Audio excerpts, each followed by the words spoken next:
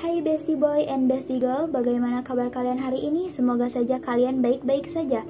Kali ini Toong Dong beserta jajaran direksi akan membahas sebuah film yang berjudul The Nameless Day. Film ini menceritakan di perbatasan antara Amerika Serikat dan Meksiko. Diyakini oleh suku Aztec jika para dewa memberikan kesempatan 5 hari dalam 20 tahun sekali kepada mereka, yaitu iblis, untuk mencari apa yang belum pernah mereka rasakan.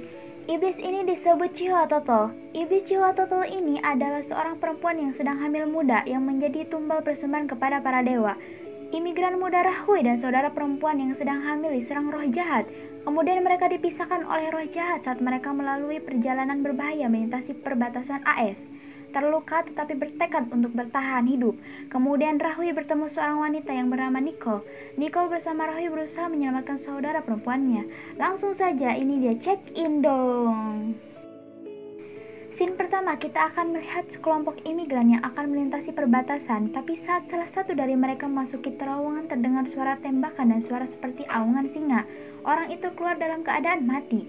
Ini dia Rahui yang diperankan Alejandro Akara dan kakaknya Gabriela yang diperankan oleh Esley Marian Ramos.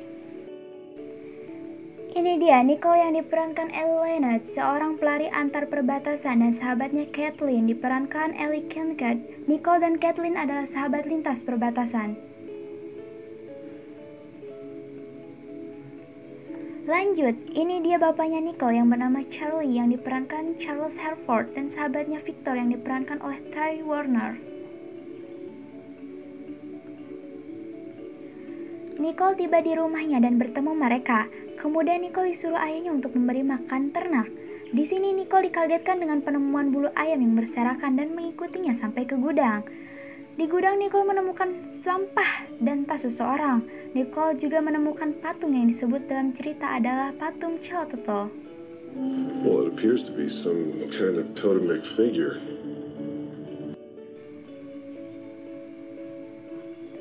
Ternyata di sini kita tahu kalau Nicole ingin melanjutkan sekolahnya, namun ayahnya kurang setuju sehingga Nicole meminta bantuan kepada pamannya untuk mengurusnya. Sekolah mengirim formulir pendaftaran kepada Nicole, dan yang menerimanya adalah ayahnya. Bapaknya Nicole kurang setuju karena jika Nicole sekolah pasti akan meninggalkan ayahnya sendiri di sini.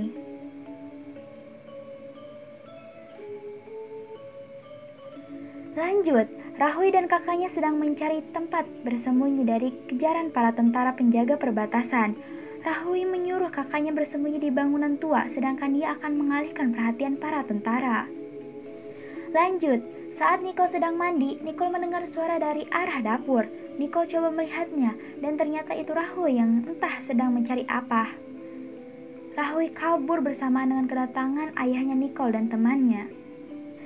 Melihat anaknya memegang senjata, Pak Charlie kemudian melakukan patroli bersama teman dan anjing. Pak Charlie menemukan mayat tentara dengan kondisi perut tercabik-cabik. Pak Charlie melaporkan penemuannya kepada petugas tempat. Dilanjutkan dengan keterangan Nicole tentang Rahui yang masuk ke dapur, tapi dengan raut ketakutan.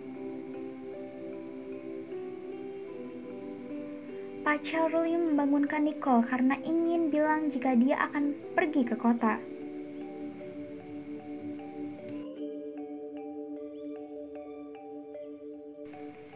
Layar berpindah saat Nicole dan Kathleen berbincang. Tiba-tiba si anjing terus menggonggong seakan ingin menunjukkan sesuatu. Nicole dan Kathleen mengikuti si anjing dan menemukan Rahui yang bersembunyi di gudang. Nicole melihat kondisi Rahui yang sedang terluka, lalu Nicole mengobati lukanya dan bertanya apa yang terjadi. Rahui menjelaskan kalau dia berlari bersama kakaknya yang hamil, kemudian membahas mitos arwah wanita yang mencari bayi. Lalu Nicole teringat akan patung Cihuatotl. Nicole memberikan patung itu kepada Rahui. Rahui menjelaskan patung itu adalah Swakoch atau bunga ular. Dia adalah seorang wanita cantik yang sedang hamil lalu dikorbankan oleh Raja Aztec Game yang bernama Montema, yang menurut legenda, jika dia kembali akan menjadi Cihuatotl yang menghantui dan berkeliaran di perbatasan.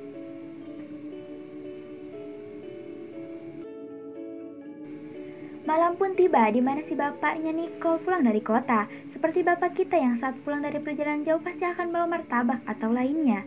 Saat sedang mengobrol, si anjing terus menggonggong dan sepertinya si bapak menjadi curiga dan mengikutinya hingga ke kamar Nicole. Tiba-tiba tidak ada siapapun di sana karena Rahui sudah kabur.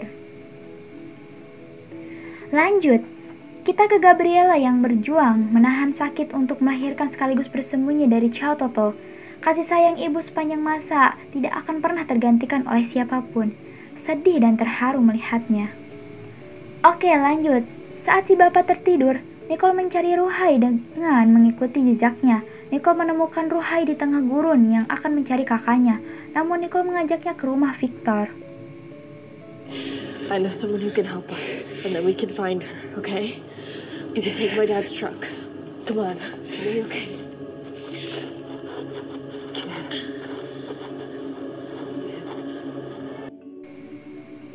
Victor bertanya kepada Ruhai tentang apa yang terjadi. Kemudian video menjelaskan siapa yang melakukannya. Di sini kita diperlihatkan bagaimana Chow Toto membunuh dan merobek mangsanya. Film ini minim dialog, tapi adegannya lumayan buat jantung berdebar. Victor memberikan senjata kepada mereka untuk berjaga diri sedangkan Victor akan pergi ke rumah temannya untuk bertanya tentang makhluk ini dan bagaimana cara membunuhnya. Tibalah Victor di rumah temannya. Temannya menjelaskan kalau orang mati tidak bisa dibunuh lagi, tapi bagaimana kita bersembunyi dari mereka? Betul juga ya.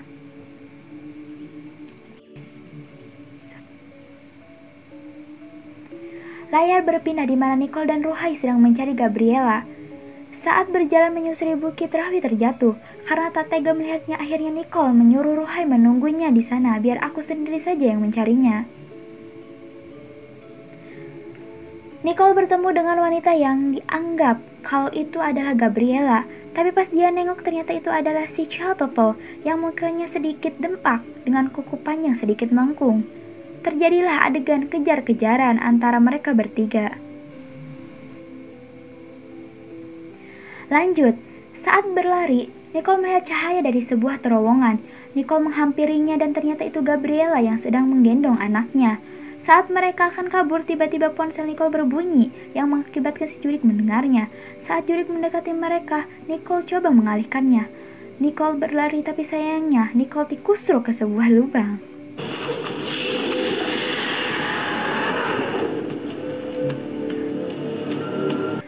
Ruhai menemukan Gabriela.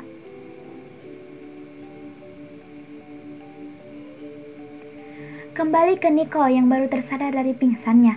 Kemudian muncul Chow Toto. Pada saat si setan akan menggorek perut Nicole, tiba dua sedang menengok ke atas karena mendengar suara tangisan bayi dan tanpa basa dan basi Nicole langsung mendorong si setan ke dalam lubang bekas pertambangan.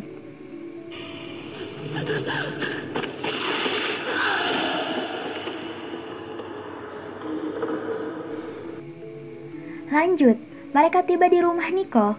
Terjadi situasi yang menegangkan di mana si bapak agak sedikit jealous dan melihatkan wajah cemberutnya karena apa yang dilakukan oleh putrinya sangat beresiko untuk keselamatannya.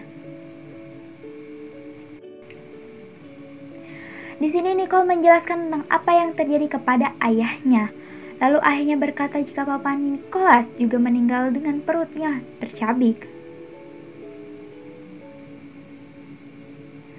Layar berpindah di mana Victor sedang berusaha menelepon Nicole, namun di jalan dia melihat bayangan lewat dan begonya dia malah berhenti dan melihatnya. Ya, kalian sudah tahulah apa yang terjadi dengan adegan jumpscare seperti ini. Lanjut, percakapan tentang seorang ayah untuk menghidupi seorang putrinya yang begitu luar biasa. Dia berkata dia bukan tidak memberikan Nicole izin untuk sekolah, tapi dia hanya tidak mau kalau semangat hidupnya pergi meninggalkannya di sini. Tapi walaupun begitu, akhirnya Nicole sudah menandatangani formulir pendaftaran sekolah Nicole. Kemudian Kathleen datang menemui Nicole untuk berkata jika tabungannya sudah cukup untuk membawa mereka ke San Diego, California, di mana kawasan pantai elit dunia. Saat akan pulang, Nicole berpesan kepada Kathleen untuk berhati-hati karena ada hantu. Tapi Kathleen malah menanggapi dengan guyonan. Tak berapa lama terdengar suara gubrak dan ternyata itu mayat Kathleen. That was just my friend Caitlin. Ayahnya bilang pada Nicole jika ada ruangan yang terhubung ke garasi mobil. Tapi dia sendiri tidak ikut karena akan menghadang hantu itu dari depan. Tapi pada akhirnya Pak Charlie juga terkena cabikan si kuku setan. Nicole mencoba membawanya ke dalam, tapi dia menolak. Charlie malah meminta Nicole untuk menyelamatkan mereka, terutama bayinya. Oh iya, Pak Charlie. Terharu banget saya di sini sampai mau nangis ketika melihat tugas dan ajaran tanggung jawab yang diajarkan oleh Pak Charlie kepada Nicole. Di sisi lain, Ruhai dan Gabriela sedang merangkak keluar, lalu Ruhai melihat hantu itu juga ada di belakang Gabriela. Saya agak kesel sama setan, tapi greget ke sutradaranya yang berhasil memainkan emosi penontonnya.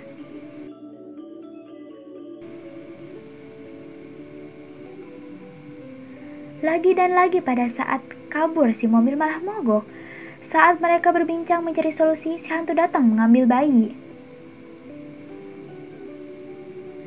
Dari sini saya tertawa karena melihat situasi menjadi terbalik, di mana si hantu menjadi tersangka penculikan yang membuat Ruhai, Nicole, dan Gabriela mengejarnya. Terjadilah adegan perebutan antara Gabriela dan Chow Tuttle, di mana Gabriela tewas oleh tusukan kukunya si setan. Terjadi situasi di mana saat mereka berebut bayi, Nicole coba menodongkan pisau kepada bayi di depan si setan itu. Lalu si setan seperti ketakutan dan memohon kepada Nicole supaya jangan melukai si bayi. Kalau kita ulas lagi saat kematian Chow Tuttle, ini yang sedang hamil untuk dikorbankan dan juga bagaimana dia membunuh orang itu dengan merobek perut untuk mencari bayi, sepertinya dia hanya ingin mencari bayinya. Saat setan sudah pergi, Nicole membawa bayi dengan berlari menuju rumah Victor, sedangkan Ruhai disuruh membetulkan mobil.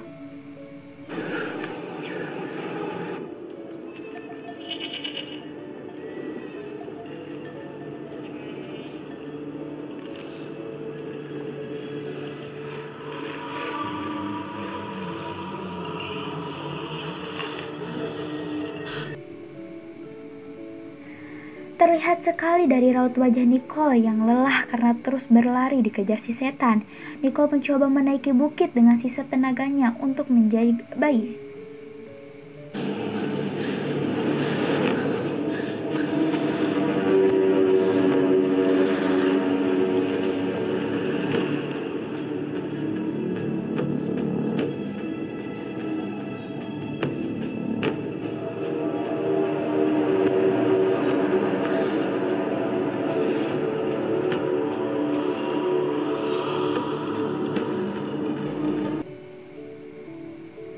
Saat fajar muncul, Nicole sampai di atas bukit dan Ruhai tiba di rumah Victor untuk menjemput Nicole. Gak tega saat melihat kondisi Nicole yang sudah kehabisan tenaga, kemudian si setan mengambil bayinya. Pada saat bersamaan, Ruhai menemukan bayinya di rumah Victor, dan bayi yang dibawa Nicole adalah bayi domba. Setan pun diprank. Film pun tamat. Di film ini saya mendapat banyak sekali pesan, kasih sayang, dan tanggung jawab yang diperlihatkan, dan sepertinya itu juga yang ingin disampaikan oleh sutradaranya. Hampir setiap adegan menguasai emosi, di mana kasih sayang adik dan kakak antara Ruhai dan Gabriela, anak dan ayah pada Nicole dan Charlie. Dari horornya juga cukup membuat jantung tegang karena dibarengi dengan permainan emosi yang dipertontonkan dalam setiap adegan.